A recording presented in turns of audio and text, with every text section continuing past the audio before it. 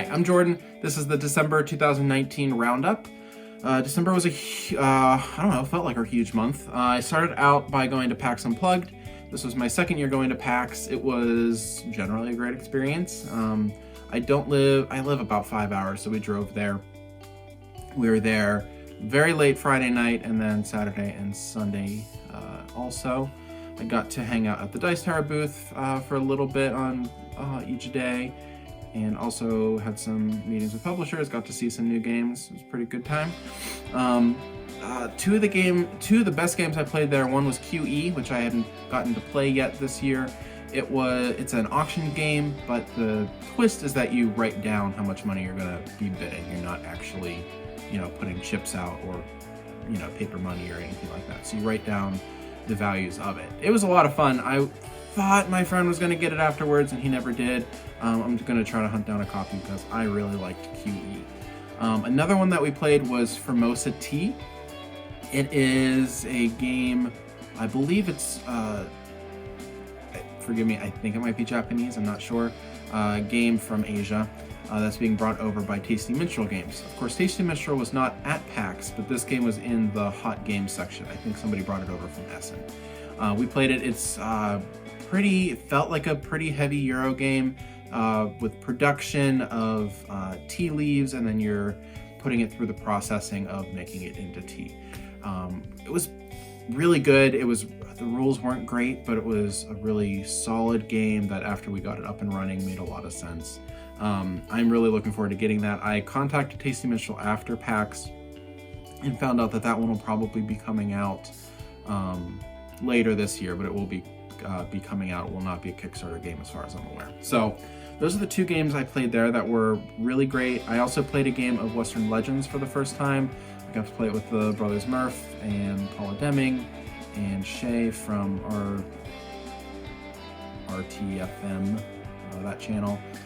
Some other guys. It was a good game. I've never played it before. I didn't come in last place, but it wasn't. I didn't do super well. But yeah, so that was Western Legends.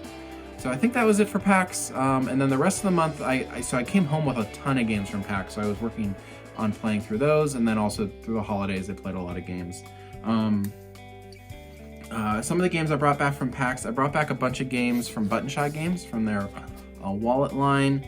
I brought back 4 games, and I'm going to show them in order that I think I like them. So I like all 4 of them. They're all solid games. I am probably planning on keeping all 4. But the one probably comes in 4th place is Kintsugi. I really only picked up this game because it is the name of a Death Cab for Cutie album that I enjoy, and that was really it. I know that it is a Japanese art style about repairing broken pots with gold, and so that's kind of what the cards look like in it. You're trying to play cards on top of other cards in order for the colors to kind of blend together, and you try to have the fewest number of sections of your color. Good game. We've enjoyed playing this one. But compared to the other ones, I probably like it the least, but it's still good. The next one is Tussie Mussie. This one was from Elizabeth Hargraves. It's in the yellow one. I think this one was actually Kickstarted. I haven't played through all of the modules. There's a couple different expansions in here. But this is almost like an I Split You Choose game where you're getting 2 cards and then you're making an offer to your opponent. You're playing it, I think it's 2 or 3 players, so you're passing it to another player. And they have the option of taking this card or this card. One of them's face up, one of them's face down, and then you take one of the cards and you take the other card. Or they take one of the cards, you take a card. And then you're just kind of trying to set up a set of 4 cards in front of you, and at the end of the round you score them.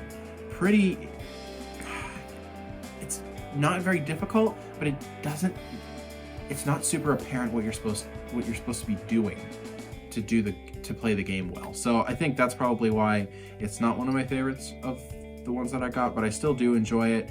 I've enjoyed it more than other people I've played it with, which might also hamper some of that because I don't know if I have anybody to play it with, because other people that I typically play games with haven't really enjoyed it so much. The next one is Sprawlopolis. This might be Button Shy's most popular game. This is a solo game where you can play cooperatively. I've played it cooperatively once, but I've mostly been playing it solo. It is essentially a tile laying game. You're playing these tile cards that have these different sections on them, and you are trying to connect the roads, trying to connect the land, city parts to maximize your score based off of these rotating scoring objectives. You get 3 different scoring objectives each round. It is really hard. I don't know I think I've beaten it once. It is really hard. It is a lot of fun though, and it's a really cool puzzle. The other one is by the same designers and feels super similar. It's called Circle the Wagons, and I think I like this one the best. This one is just like Sprawlopolis, but it's a competitive version of that. So you'll have the scoring cards out in the middle, just like in Sprawlopolis, but then you're going to have a splay of these tile cards, and you're going to be drafting them to put them in here. You can always draft the next card for free, but if you take a card that's further in the line, your opponent gets all of the other cards to add to theirs. And you're trying to, you know, connect sets of the land masses, trying to connect sets of the symbols. Maybe you're trying to get symbols next to certain land masses. And I think it's just a really interesting push and pull as a 2-player game, but also, I don't know, I think the scoring seems a little bit more apparent in this than Sprawlopolis. So that Circle the Wagons, I think I enjoy this one the best. I have posted reviews on all of these so far on my Instagram channel, except Circle the Wagons. That one's probably coming next week. But I really like Circle the Wagons. I like that one the best so far. Another game that I picked up at PAX by Wild East Game Company. If you guys haven't heard them, I hadn't heard of them either before PAX. It's called Lightning Dice. I also picked up another game called Slapdown, I believe. I just went up and was chatting with them and picked up these 2 games. This one is similar to the game Tenzi, if you've ever played that. That one comes in a long tube with colorful dice. My family really likes Tenzi. You can pick them up at like gift shops or Walmart or things like that. It's really just looks like a set of dice. All you're doing is trying to roll the dice as quickly as possible, trying to get all of one number over and over and over again. You roll a bunch of numbers, set some aside, roll a bunch of numbers, set some aside. You're just doing it as quickly as possible. Lightning Dice has a little bit of a twist on that, where you are going to flip a card over, and then everybody's going to roll their dice as quickly as possible to get whatever the combination on the dice card is. It is. So I've played it a couple times. I played it with my family, who seemed to enjoy it enough. I played it with some friends the other night, and it kind of came down to, somebody said they're like, that was a lot of fun, but that's a really bad game. And I would really kind of agree with that. It is fun because you're just rolling dice as fast as possible. Everyone's just kind of laughing because they're not getting what they need.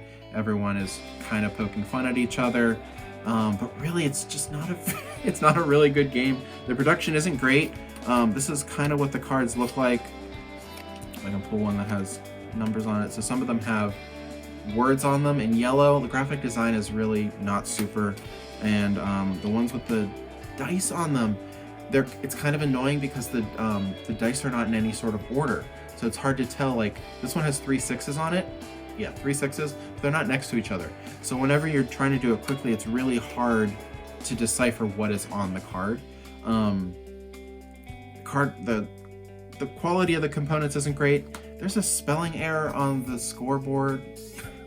It's just, it's fine. I would definitely not recommend this game. Honestly, I would just get Tenzi if you're into this type of game. But yeah, that's Lightning Dice by Wild East Games. I'll probably post a review of this one in the next couple weeks. I don't like to do negative reviews, but that one's just not that great. Let me see. Another game I picked up at PAX. This will be the last one. I picked up more games at PAX, but this will be the last one I talk about. Is Ecos First Continent by AEG. This is a bingo style game. Similar to Rise of Augustus was a bingo style game. Tiny Towns is similar to a bingo style game. In this one, you are going to draw a tile. It's going to have a symbol on it. Everybody has a tableau of these cards in front of them that are going to have those sets of those symbols on them. And then whenever that matching tile is drawn, you get to put a cube on those symbols. Once you have filled that card with its necessary symbols, you get to carry the actions out on it. So, and then you are building a landscape, kind of looks like a savanna type landscape, adding animals to it to essentially just score points. It's a lot of fun. It's super pretty. It's kind of long, I think. We played it with, how many players? Did we have 5? I think we either played it with 4 or 5, and it was pretty long. It plays up to 6. I'm not sure I would play it with 6. Because even though it is a bingo style game, so everybody is kind of doing a lot of the game simultaneously, you have to kind of stop the game in order for you to carry out your actions. So if you finish your actions, I think you yell ecos, you don't yell bingo, you yell ecos, and then you carry out those actions. And sometimes those actions might trigger other things. And so it really kind of halts the game to, so you can do those actions, then maybe somebody else got it as well, so then they have to take their actions, and then everybody else doesn't have anything to do. So even though it is kind of simultaneous for a lot of the game, there are those chunks of time that just kind of feel like dead air. I do like it. I'd like to play it more before I come up with some final thoughts.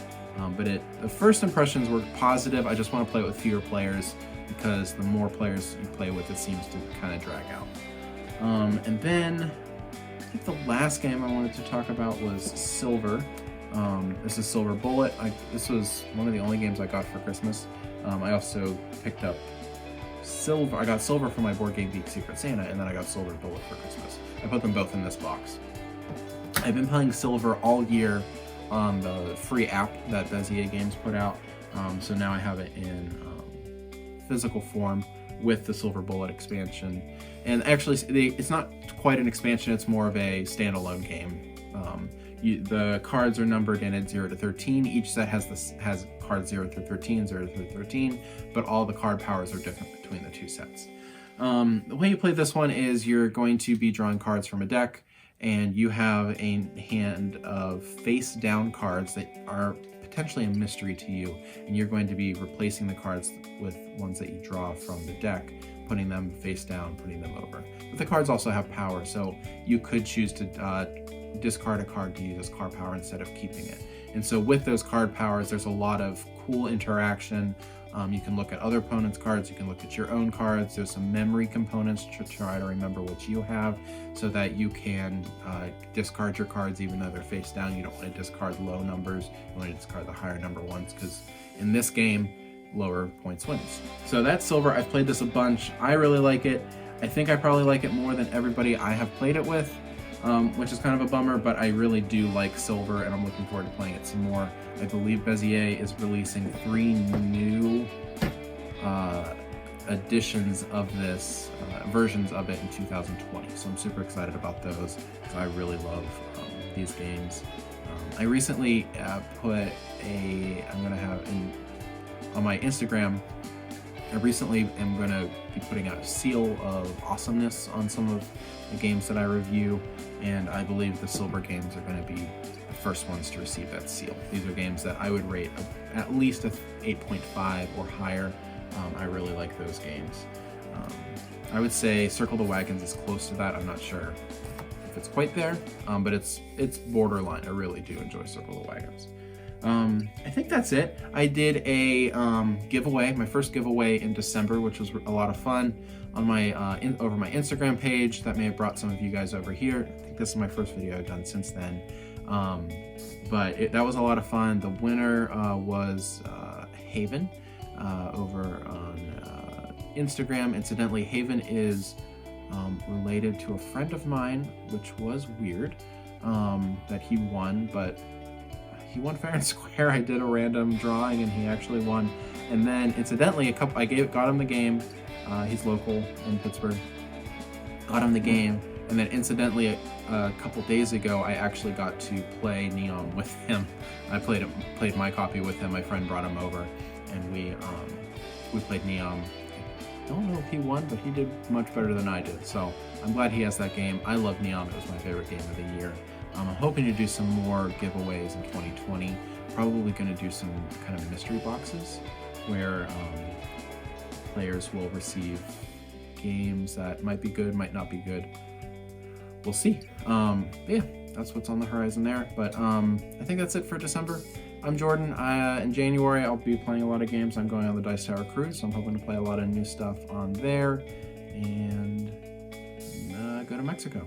So that'll be awesome. All right, I'm Jordan. Thanks.